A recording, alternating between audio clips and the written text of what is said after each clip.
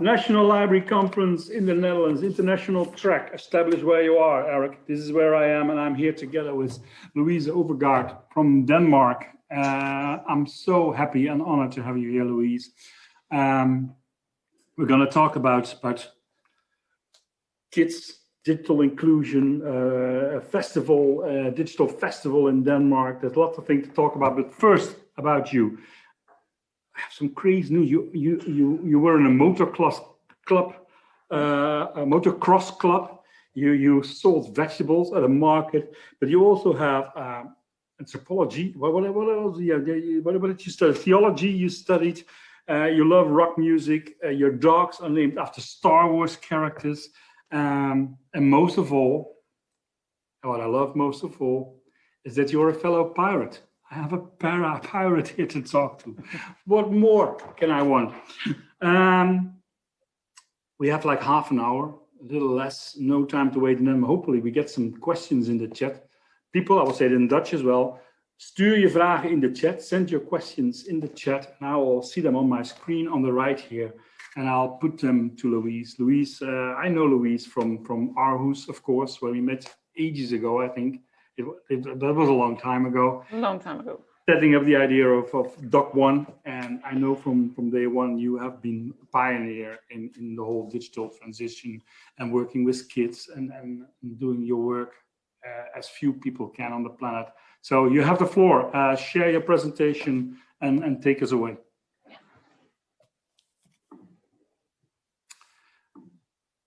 Now we all hope that this works, of course, and it does. It works. It does. Good. Thank you very much for inviting me. Please, if you have any questions, post them. I am more than happy to get some questions. So please, or comments, or everything. So I would like to tell you a little bit about what I work with when I work with digital empowerment. So I have a background in library development. Being asked to come here, it feels a little bit like coming home. So I'm so happy to be here. I find it extremely important to work intensely with digital empowerment because the digital, it has a bigger and bigger role in our lives for every day that's going.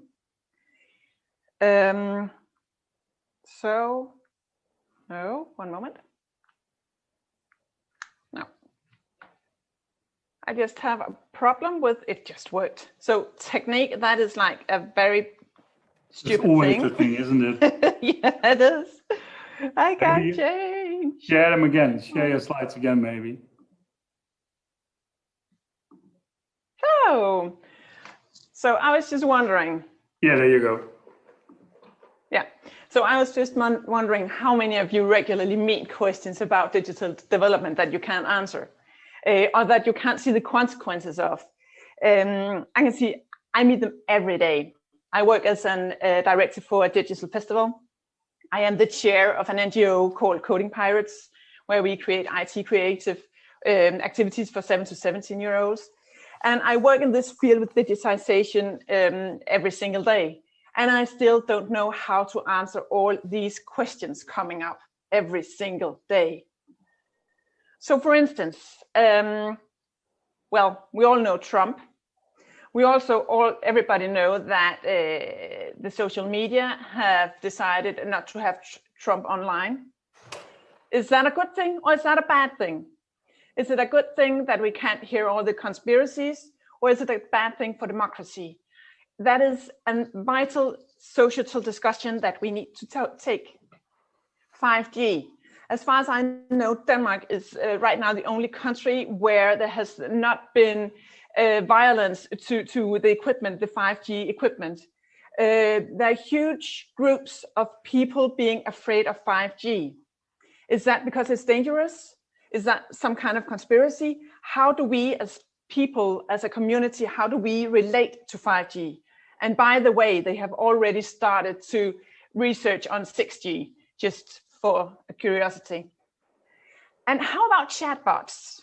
Where are we with those? I just heard recently that drug addicts in Denmark are now talking to chatbots, and they actually think they are talking to real people. Is that a good thing? Because it makes give the drug addicts more privacy? Or is it a bad thing because there's no personal connection? Or how about edutech? Technology being put into education all the time. For instance, in Aarhus, Denmark, we right now have a suit because all the kids in schools, they have been given Chromebooks, Google Chromebooks, and that don't live up to the data responsibilities. So where are we on that one? Or how about the Corona apps being created here in Denmark? In this one's a German Corona app. Where are we on that? Is that good for our privacy? Or what's the most important thing, privacy or being able to trace Corona? And that is some questions that we always need to discuss. These are a very societal, high-level discussion, but we meet them all the time in our private lives as well. So, being a family, having a lot of screens separately, using a lot of time on screens. Is that a good thing or a bad thing? Right now, we can see that maybe it's a good thing because we could quite easily go online, some of us at least, could quite easily go online being isolated in our homes. But a lot of families are not able to just switch over and go digital. A lot of kids are being missed, are not there because their parents can't help them go online, having school online. And how about Instagram and the like culture? Is that a good thing or a bad thing? How does that influence my kids that they are always seeking the next like? And if people don't like them, are they a failure? Am I a failure if I'm not getting liked? And then we have Fortnite or games on a general basis. They're bullying. There are different kinds of business models. Hey, mom, this game is for free. There's no such thing as a free game. Never, ever. But it's still an important thing for our kids. So should we just leave them out there doing everything?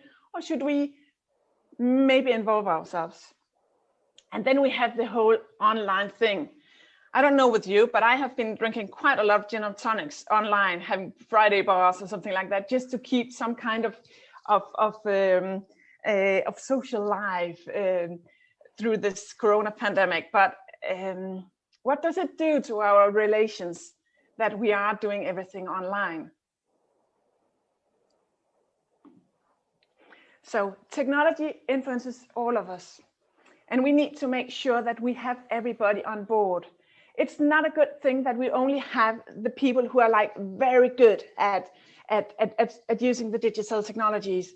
We'll just focus on them. We need to get everybody on board because otherwise we'll make an A and a B and a C team. And I think it's extremely important that we as public institutions, as NGOs, as libraries, take on the role to actually do this digital empowerment, to make sure that we have everybody on board. For instance, Denmark is the most digital country in the world when it comes to public digitalization. And now rolling out all the Corona vaccines, they have sent out messages to all the first group that are going to get their vaccines, that is the elderly people. They have put them into their digital mailbox. So that's actually quite a lot who didn't get their invitation to get on a vaccine because they didn't know how to go into the digital mailbox. So we really need to see how we can help people, how we can give them the right skills to be a part of the digital world, because the digital world is not leaving. So we need to put people, we need to empower people. So I believe there's a really big burning platform for us to join up and to become the institutions that empower people in a digital scale. For instance, we know that we will have a totally new job market in 10, 20 years. I have no idea what skills you need in 20 years. And we are addressing people, children. We are trying to educate them without knowing what's out there. Everything becomes more digitized, and everybody needs to be able to go online and do stuff. Or those codes. I hate codes, but people need to understand how to do this. Then we have all the data sharing and data use. As I mentioned, nothing is free, not at all. People use your data.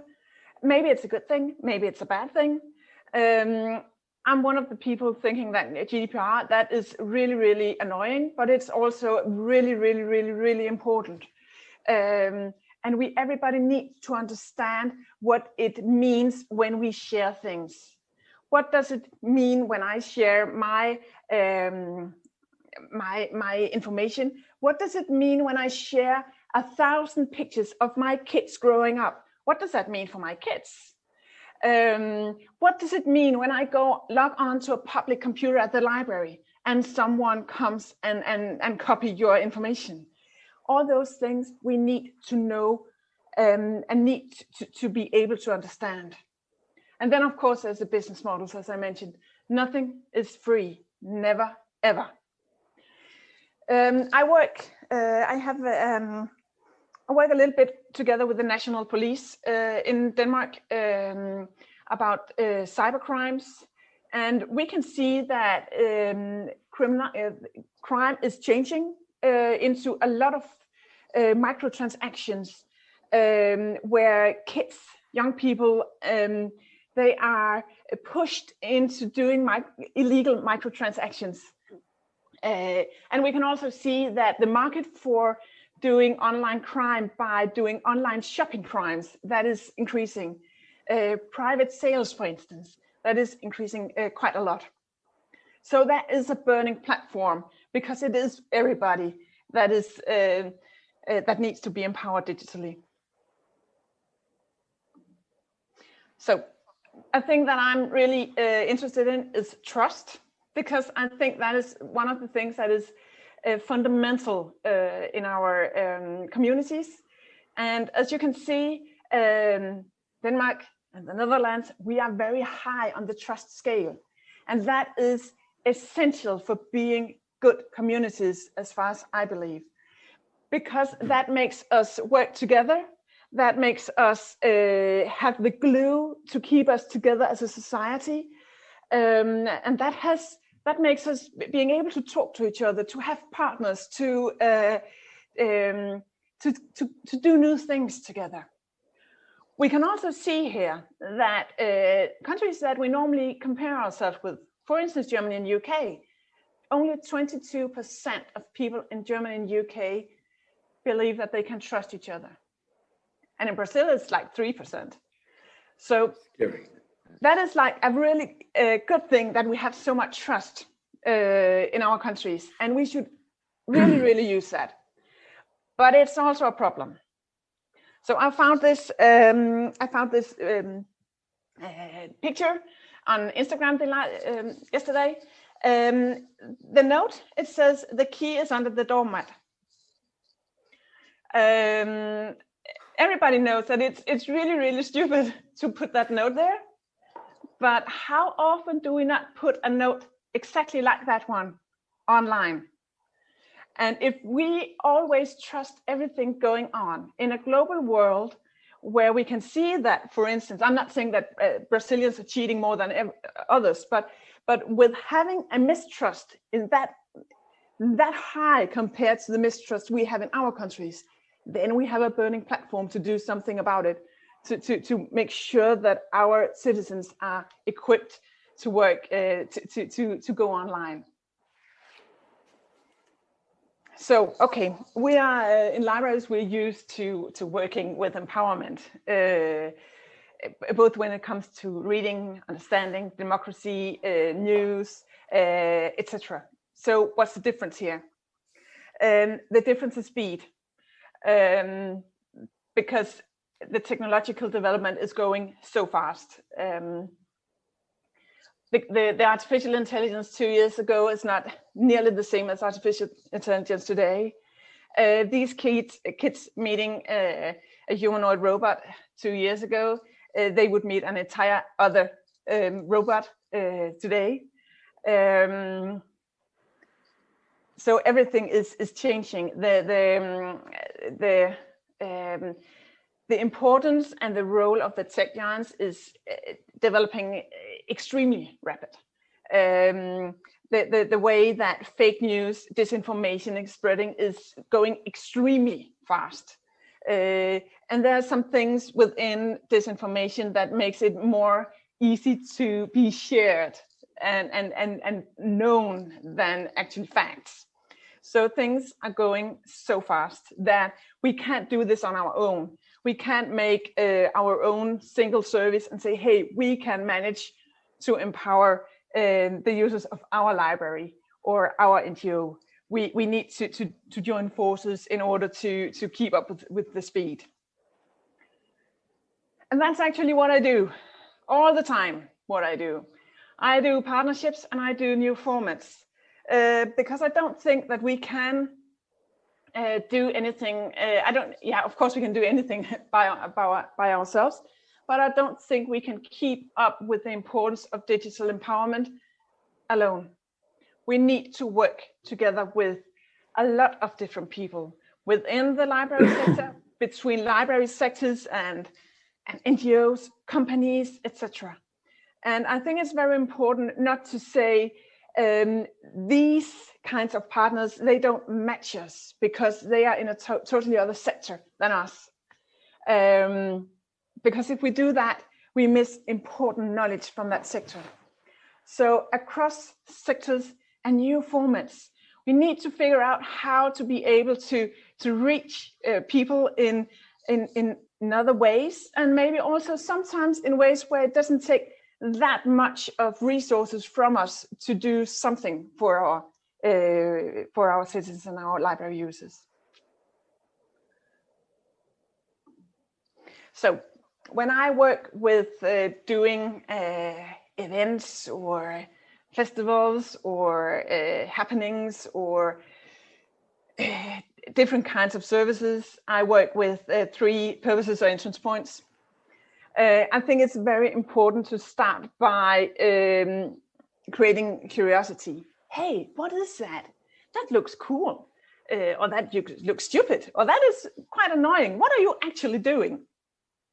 Then I think it's very important to create motivation, because you can't teach people anything. They will not go into a learning zone or more interest zone if they're not motivated. To see the burning platform as to where they need to be and why they should look more into this. And then it is important to work with dedication. Us being dedicated, but also to work with the people who are really, who work intensely with things. You could also say that you're working with users, curiosity, motivation, that's front runners, and dedication, that's experts. But to work with different purposes, to work with different target groups. So how do we create curiosity? For me, it's important to do it through serendipity, to make people meet things that they didn't know they would meet in the library room or wherever the library is. So something that is out of what was expected. I have a couple of examples. These 7-year-olds were at the library with their school class, and we invited them in to see our humanoid robot, talk to them about drones, telling them about how we use drones in Aarhus to surveillance big fires and stuff like that. They went home and they drew a lot of drawings with robots and stuff like that and talked about it. Of course, I'm not saying that every library should have a humanoid robot there. But could it be possible to partner up with someone who could come and show something that is a little bit out of the ordinary when going to the library? So This is from Aarhus Mini Maker Fair. One of the things here, this is the engineers from Aarhus University coming. They have built a dipinator. Take a blueberry, dip it in chocolate, put it in another, put it on a shelf, dry it, and eat it. What's important here is to make things that is fun, but also things that can give an experience across genders and across generations. One of the reasons why I particularly chose this photo is the mother in the middle, because we know we have a problem with inclusion in tech. We know in the western part of in Europe that women are not that much into technology as men. That gives a not very smart twist in technological development. And we know that the mothers are an extremely important source as to getting their girls into being interested in tech as well. So creating stuff that gives the curiosity, and where the mothers can laugh with their kids, and where people can laugh with each other. This is another one. This is also from Aarhus Maker Fair at Dog One. I love that event. This is a man who is showing a 3D pen. A 3D pen that is fun. That is so. Just next to it, there are real 3D printers, so big 3D printers. And it gives an opportunity to talk about the potentials in 3D printing. Printing organs, printing houses, going global, to say, hey, we can actually work with having things develop one place and we'll just produce it locally. So there are a lot of potentials in that. And that is a good way to start that kind of discussion. Then it is motivation. For me, the only way to really create motivation is through involvement. People need to be a part of it and have their hands on, and being able to ask, think, feel, smell, to be motivated. This is 9th graders. They have been told to be a part of a smart city development project where they should talk about their suburb just outside Aarhus. What would a good smart city be for you? What would be important for your city? That is interesting for them. That is something that's in their direct interest zone, and it is still very useful for the people developing the city. So giving them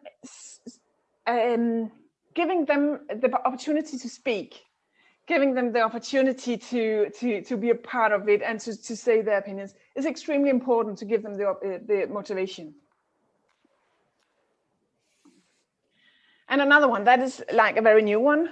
We just launched that yesterday within the IVDK, the festival that I'm directing. We have these ears, that is huge icons in cardboard. And the educations in Aarhus are invited to make some kinds of interactive installations within these. And then we'll put them out in the public space, at the libraries, at the university, etc. So for instance, I hope we'll see some interesting ways of thinking about surveillance with the ear, or fun things. I would love if someone made something with the ear saying something, or saying, we are listening, when people are passing by. But again, it's a way to motivate the young people to be a part of it. But it also makes a curiosity for the people passing by, saying, what on earth is that? So dedication. Yes, we should work together with people who are dedicated.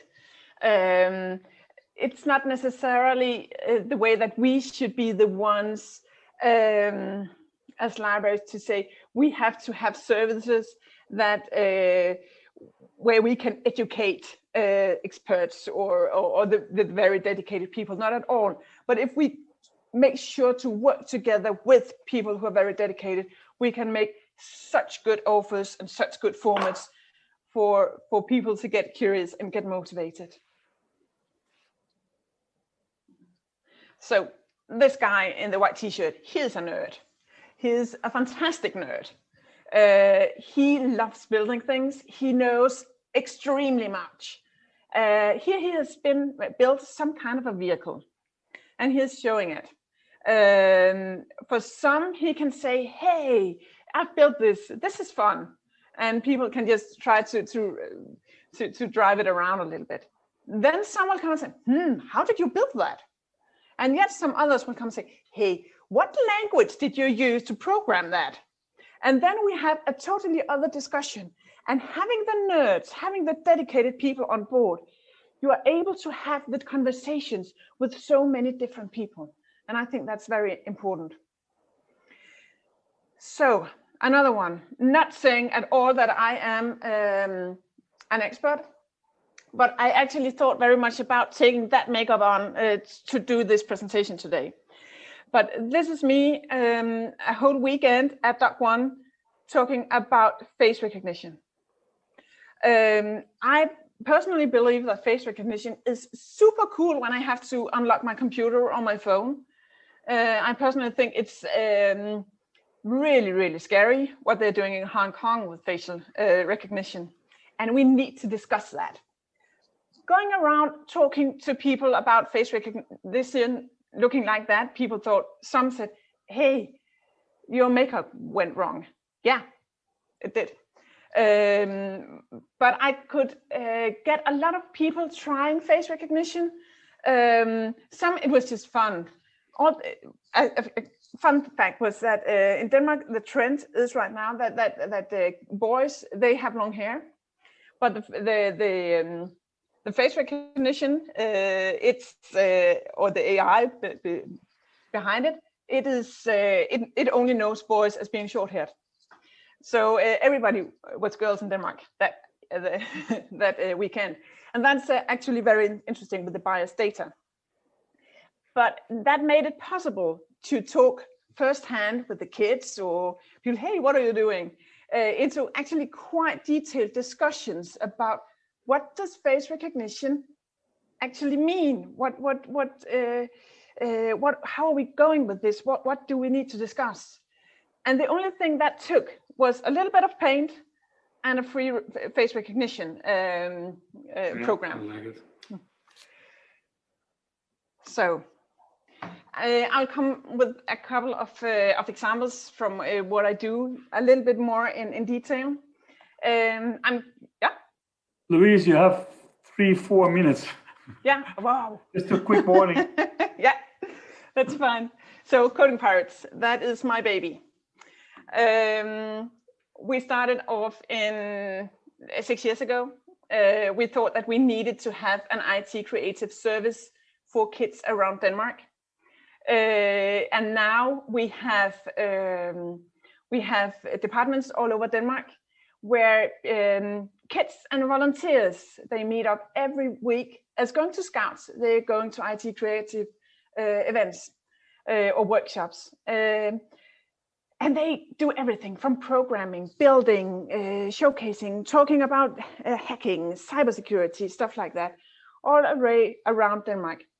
Some places, the libraries have been a very vital part of this because they have invited us in and say, hey, you are very welcome to be here and be a part of this. And this actually makes it possible for us to, and for the libraries to have an offer that they could not do themselves. So a couple of pictures from that. A girl building stuff together with a volunteer. The volunteers, they are super cool. We have made an online platform as well now in order to actually be able to go online here in the pandemic and also after that. but where people can, kids can meet up and code online. We have just made an we just made a program together with the cybersecurity part of the military, where we have been working on cybersecurity for kids, and we're just launching that. So we try to do a lot of different things, from events, conference, IT conference for kids, for instance. That is a super cool event. Kids just joining in to have a conference. They're sitting down and they're saying a lot of clever things. That is enormous what these kids know if we actually listen to them and hear what they have to say. So from that into services to teaching them how to code, a lot of different things. Because we have the focus on that in Coding Pirates, and then we can work together with a lot of different people and actors to bring this out.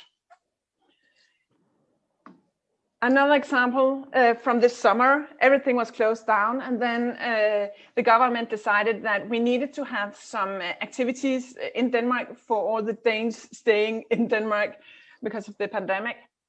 So in 3 weeks, we made a 4-week activity program, working together, the municipality, the festival that I lead, and 10-20 small companies, doing activities every day for 4 weeks, with having 17 kids going through. And we could only do that because we were working together.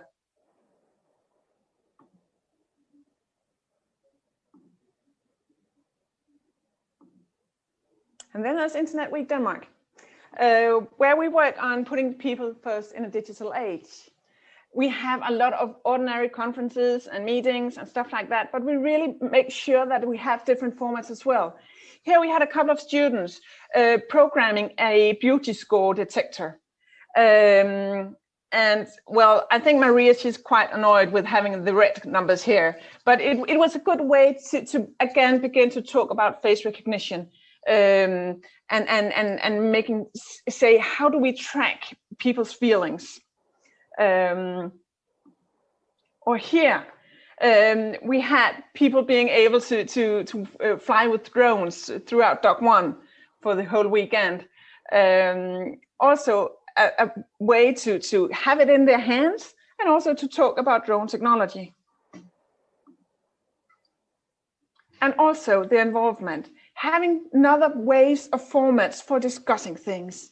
Here it is discussing digital democracy.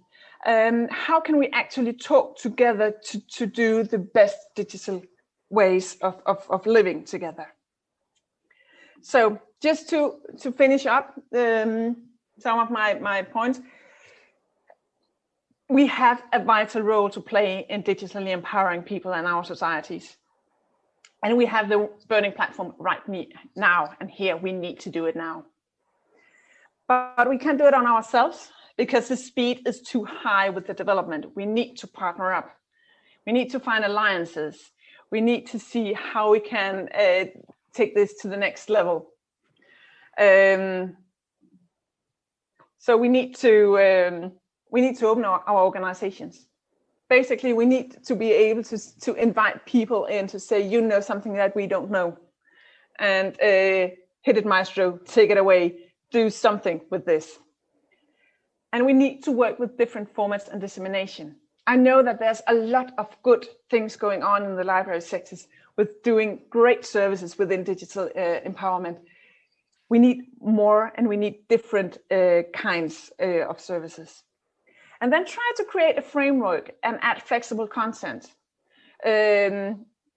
Speaking frames, saying, hey, we have, what do I know, Art Tech Tuesday, and have different content into that. Or for like Aarhus Mega Fair, there's a setting, people know it, they don't know what hit them when they come. And we have like stormtroopers or people walking around with face recognition or makeup, or people doing a lot of different things, small computer robots running around and stuff like that. Make frameworks, and they don't have to be huge, just smaller ones. That's perfectly okay. Louise, I'm not saying anything more. But it influences all of us, so we need to do something. Thank you so much, Louise. I'm just going to applaud because normally we'd have a whole full of room applauding. We have 5 minutes left for questions. I gave you some more time because I just couldn't stop you. My bad. There's one question here that I have from Tanya Knaap, and you already gave some, but she says, do you have any ideas about getting, for instance, elderly people on board? You showed quite some stuff for the young people. But, and of course, surprising, fun, all the elements that you use. But do you have a specific idea to get elderly people involved? Well, I definitely think that we have a burning platform right now with the pandemic, because they get isolated if they don't know how to use the digitization. In Denmark, I would work together with the NGOs for elderly people. To figure out how to do this.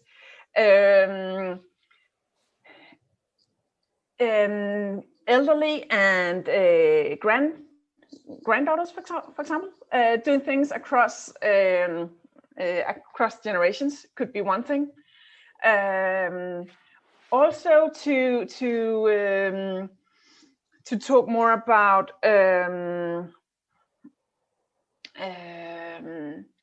everyday life, social life, I think would be very important to do.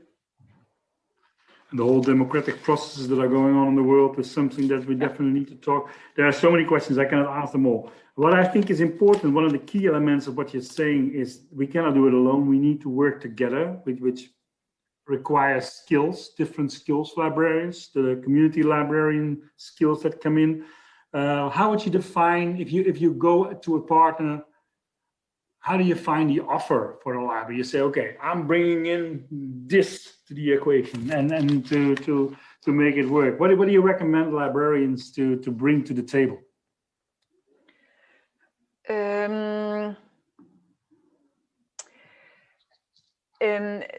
The space, the opportunity to get heard, and also to invite people in to be an important part of society. Not every company would say yes to that, because some of them, they are only about earning money, but a lot are not, and they would be definitely interested in being a part of it. So talking to the better me side of the company, so to speak. But also to one of the things that I normally do when I talk to companies is also to say about, okay, hey, we need the next generation to follow up here. We need the next generation to be well skilled. Otherwise, you can't get the staff that you need. So also in that to create an ecosystem actually, so that the companies can get in contact and tell about what they are doing, is some of the things that I normally try to talk about. You do amazing work. And I also see the smart city development that triggers me, and that you invite people to come on to talk about it, to have the influence of AI, face recognition. Also the role of diversity. Our data needs to be as less biased as possible. We can only do that by bringing in diversity. Do you have any special idea on, it's short time, but do you have anything that you can say how to help to make a more diverse data set, to invite other people than the regulars, maybe? It's a difficult question. Yeah, it depends on what data set you're thinking about. Data set for as being the users of the library, or no, society more general. Society. Like I said, how do we we have a diverse society? How do we get that input to be recognized in our future smart city development or something like that? But it's a complicated question for 1 minute, Louise. I was just but I definitely think when in smart city development, I think it's very important to work very much with citizen development and citizen involvement, because otherwise you can't get the data to do it. You see a lot of things going not the right way because people are not taking people into consideration when doing that smart cities. And I think that is a very European thing to do. So we need to do it.